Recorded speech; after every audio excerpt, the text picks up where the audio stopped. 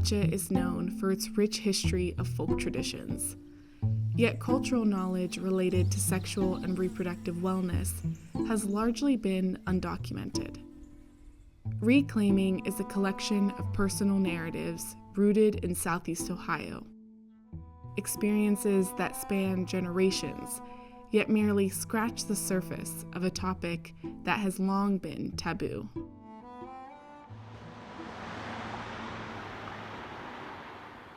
I don't know why it was so hush-hush. They just tell you to go away if you ask questions. I think we learn more things from animal reproduction than we did human beings, because most people had animals. I was born at home. I think all babies were born at home at that time. That's back in 1932. As a young girl, I really didn't know about menstruation. With 3 daughters, they didn't buy pads, and they just old rags, and you had to pin them around, put an elastic band around you, and pin them in, and then Mom would have to wash them. She'd have a fire built outside, filled with water, and she'd put those pads in there that was dirty, and boil them. She would hang them on the fence lines and dry them off and reuse them. I thought it was the most disgusting thing. But still, I didn't know it was connected with, like, getting pregnant, stuff like that, you know. Well, I didn't know anything about sex or anything till after I got married. We just never talked about anything like that back then. This thing with getting pregnant, when you have intercourse, you know, I thought, yeah, is this what this is about? Never dawned on me about babies, you know. And I thought it stunk terrible. I mean, that's just me. But it's this weird stuff. I never talked about this. As you grow in your marriage, you know it's just different. I miss him. I met Lee when I was 14, and we didn't get married till I was 16. I just got pregnant as soon as I got married. If you got sick at your stomach, you knew that was it. You knew when you was pregnant. Of course, sometimes we use protection, and I still get pregnant. I don't know. It's just, we had to buy those, they call them rubbers then. Yeah. And, you know, you didn't have a lot of money either.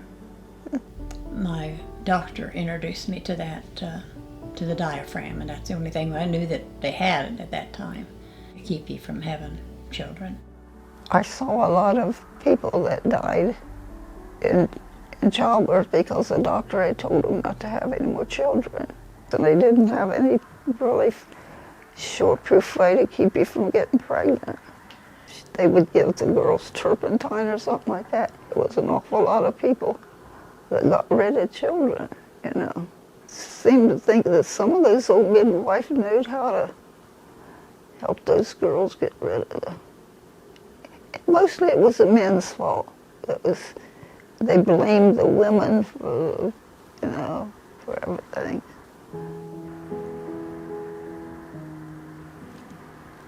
This is my husband, this is Jeannie, that's Gary, that's Paul, and that's Debbie. I have 5 kids. All my kids were born at home. These old doctors, they were wonderful. They just travel in the middle of the night and come out. But if the doctor had more than one lady was having babies, so he couldn't be everywhere at the same time. Midwives in that day, they could pretty much do what doctors did, you know. Most people were related, and she was just kind of among us all the time. You know, she kind of knowed each person, and she probably listened better than the doctor, because he's overloaded. I used to go with my mother-in-law when they was delivering babies. In those days, people just helped one another. They used a lot of roots and a lot of, stuff like that. And there's something that it will induce labor. The midwife would bring it. But see, these old people died off and took the secret with them.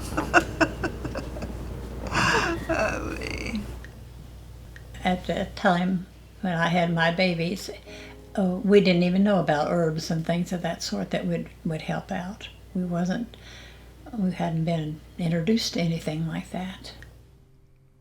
In 1900, midwives attended approximately half of all births nationwide. By the 1930s, they attended less than 15%. Midwives who practiced were primarily from and served marginalized communities throughout Appalachia. We ended up having 6 children, and the last ones were twins, and they were all born in the hospital. Really and truly, I've had 6 children, and I couldn't tell you what it's like to have a baby. But I was put out through all of them. I didn't hear them say they poosh. They said, well, you just poosh. I never heard the word poosh.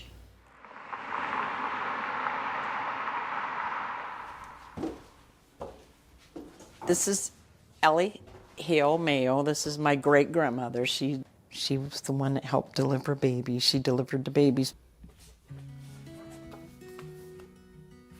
Granny Ellie was probably large percent European, Native American, and then African.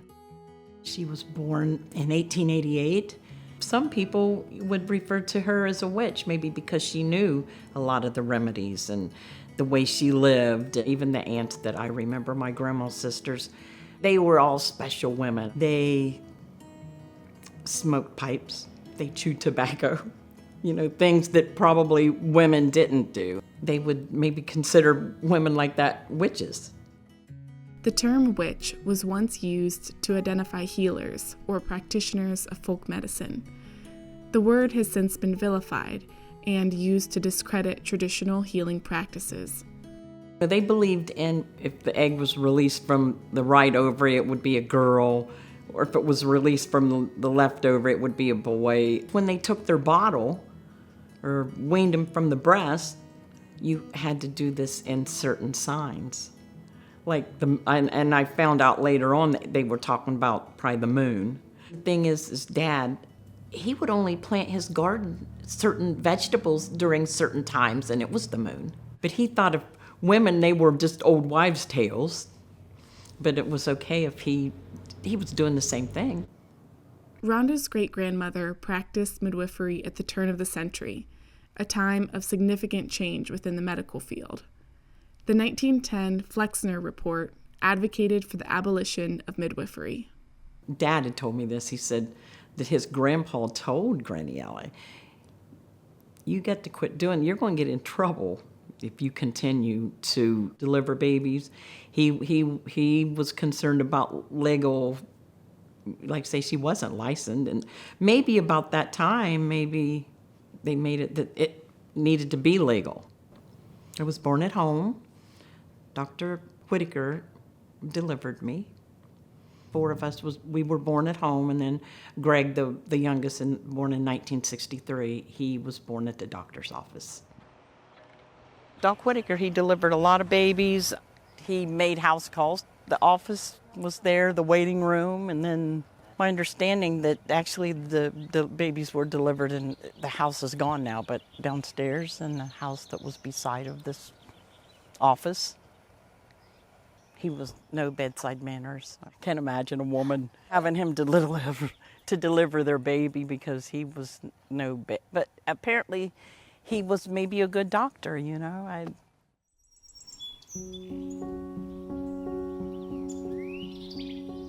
I was born in a hospital. I was immediately given away to my paternal grandmother. This is from my childhood, this book. I'm the shorter one. My grandma and I were very close. I was the girl that she'd always wanted. My grandma told me about midwives and the granny women. And she had an experience when she was a child. Her mother sent for the granny woman who came in the back window because they didn't want the doctor to know that she had been there. When I started menstruation, it was awful to wear those things all the time. They were hideous. Napkins. I had to put this in a wastebasket in paper in the closet so Grandpa couldn't see it. Now, Grandpa knew about this. I mean, I don't know why it was such a big deal. And then I took them out and burned them. A lot of girls in my class got pregnant and dropped out of school. And that didn't happen to me till the end. I finished high school, valedictorian of my class. Let's see. I was 18 that fall, and that's the autumn that I got pregnant. There was no information about you should be careful. Nobody was talking about that stuff. The year that I stayed home because I had a baby, then my grandma really opened up to me and talked about her young life and how she had gotten pregnant. I spent a lot of time making lists about pros and cons of keeping the baby or giving the baby up, but I couldn't see myself being a good parent at that point. The doctor suggested that I have general anesthesia, something that I regretted because I was already in labor and they gave me medicines that they gave me later to put me to sleep. And I'm like half asleep having contractions and I have no control. The doctor who was delivering me, not my doctor, said, "Oh, all these teenage girls having babies and married." You know, he was really scornful about it, and I couldn't open my eyes. I was so drugged, you know, I just could not get my eyes open, and I didn't say anything to him, but I've always hated it that he said that. You know, I didn't need that. I had a social worker because of the adoption, and I did see my baby because I wanted to, and though my doctor recommended against it. And that was a brief time of just holding this baby and marveling at it, you know, and knowing that I don't have it. I don't have it to be a parent at this time. Later on, I had an IUD. That was my preference for birth control, but ultimately got rid of those. The first one made me bleed very heavily. And then boom, I was pregnant. And that's when we went to New York City. To New York City to have an abortion. They weren't legal here then.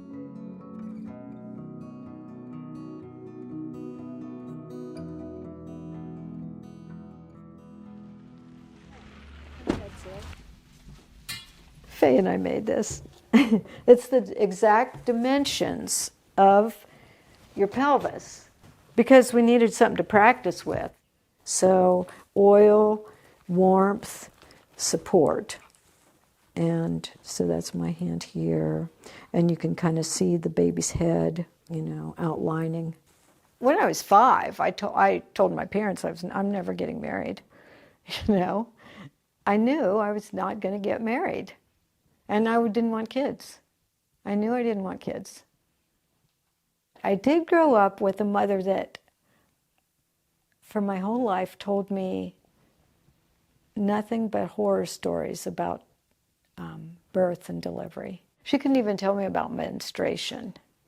And then I was in nursing school and I had to go through OB rotations. And so I was in there as the nursing student, supposed to be supporting these laboring women that were screaming. So I was just like frozen. I was just like, oh God, this is the worst. You know, these women are going through hell. And why? Why do women go through this? This is, I mean, because, you know, I didn't want kids, so why would somebody put themselves through this?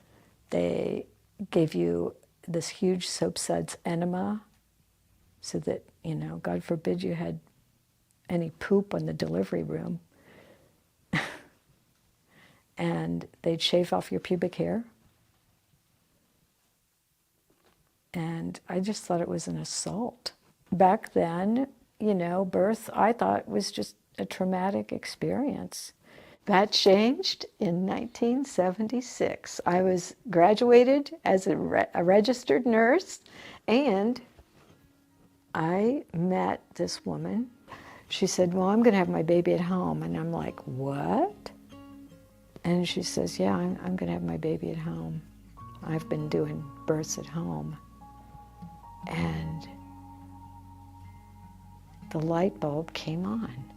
And I was like, oh my God.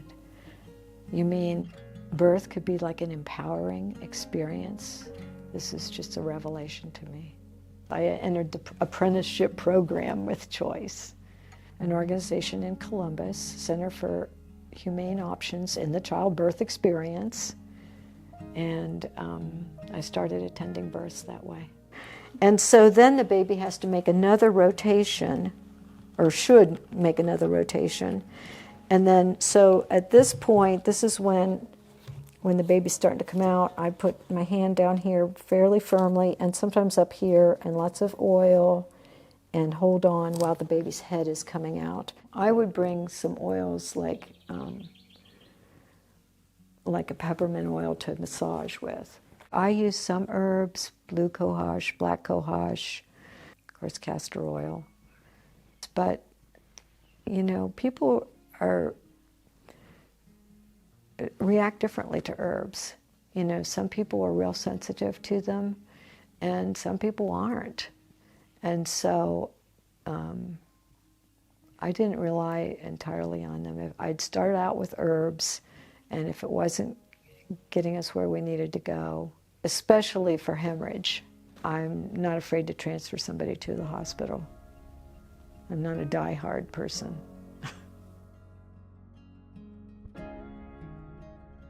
There was this transition that was going on.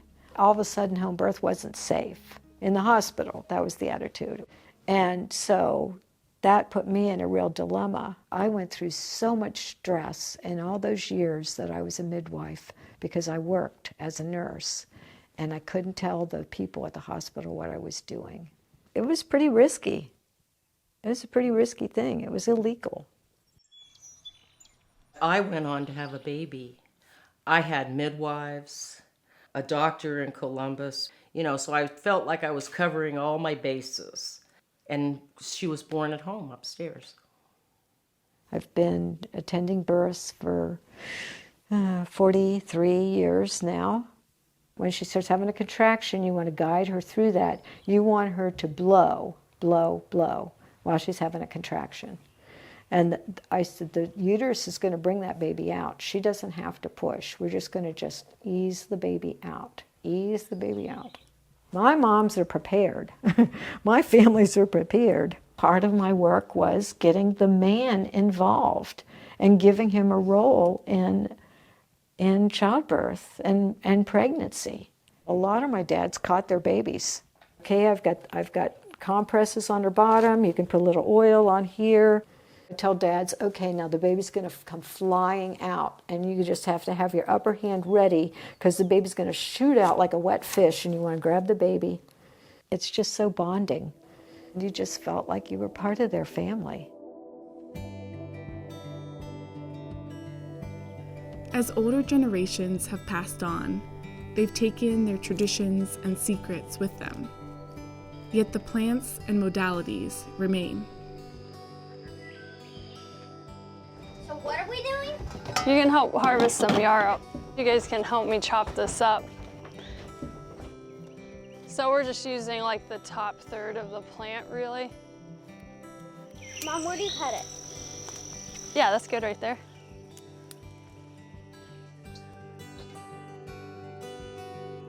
I've had 5 children, so they've all had pretty different situation. I had my first baby in Athens at the hospital. And then my second baby, actually, there was a birth defect. And I did carry full term. After about a month, she passed.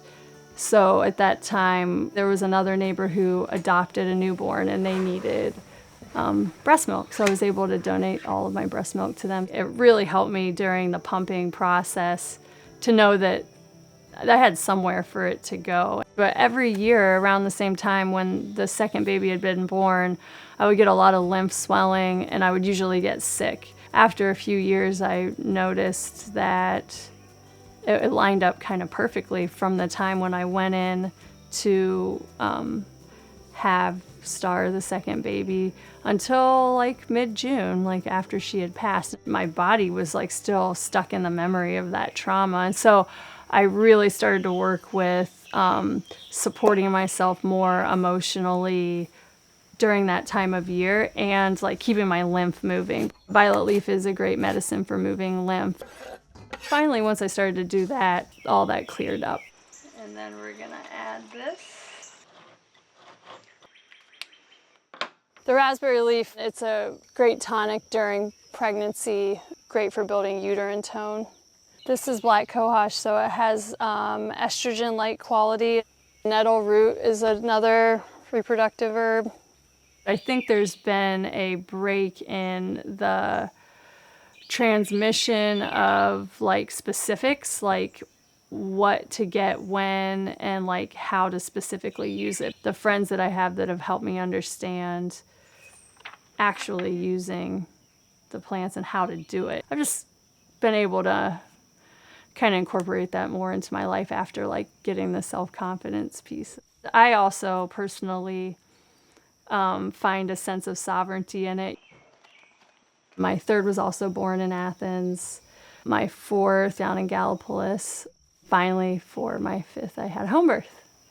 My grandma, who was in her 80s at the time, came. She actually, I don't think, had ever seen a baby right out of the womb. She also had 5 kids, but at that time they would kind of like put the mother out during the labor. So it was really kind of cool to like get to let her have that experience. That was Ruby's reaction.